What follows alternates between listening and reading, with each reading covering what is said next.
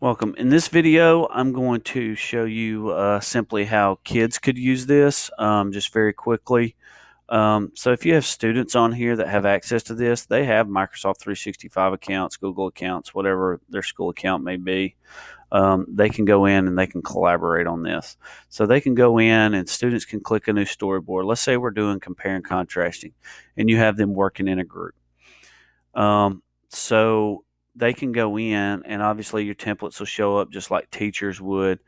And let's say I want them to do some compare and contrast. Well, they can go through and look at their template. Compare and contrast. Nothing's better than a Venn diagram. So they can click on that and they can add it in here. So they can go into their Venn diagram. If they wanted to start from scratch, then they could. And you can see that it'll lay it out different ways for them. So what I'm going to do is they can go in and they can insert just like they do anything else. They can go in and edit. If they click on it, they can go in 3 digits and they can edit. I am actually going to delete this because I want to start over with a template. So I'm going to go to my templates here. And I'm going to go back to my Venn diagram. Even if they're doing like some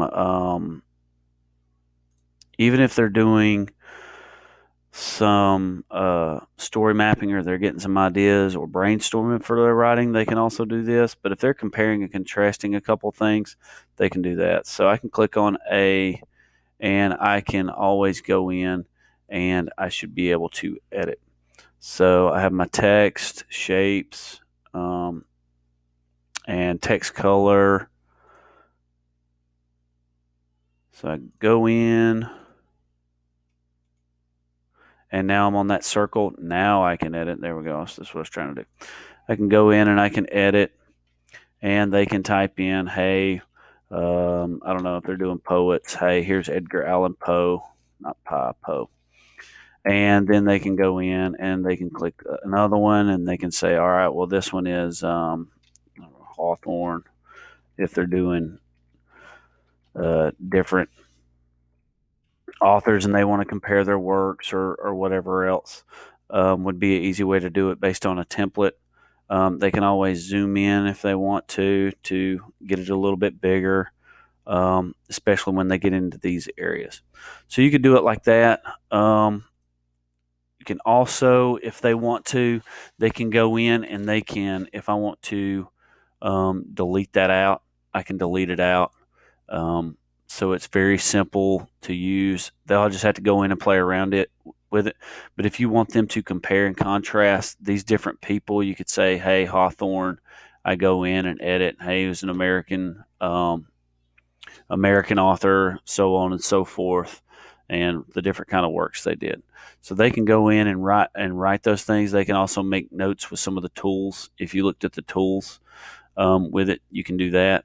They can also, up here, you can undo. I'm going to undo everything and get rid of it. I can also go in, if they want to do it from scratch, they can go in and they can find shapes. If they're doing a very simple diagram like we would in second grade, and they can make a circle.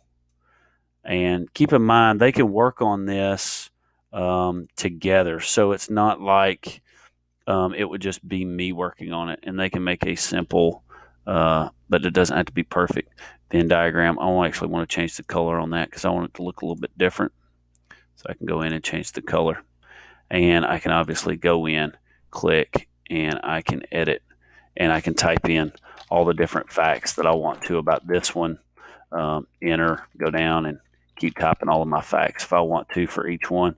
And then inside this, if I want to make it a little bit bigger because I need to put more information in there, they can always drag and make it a little bit bigger.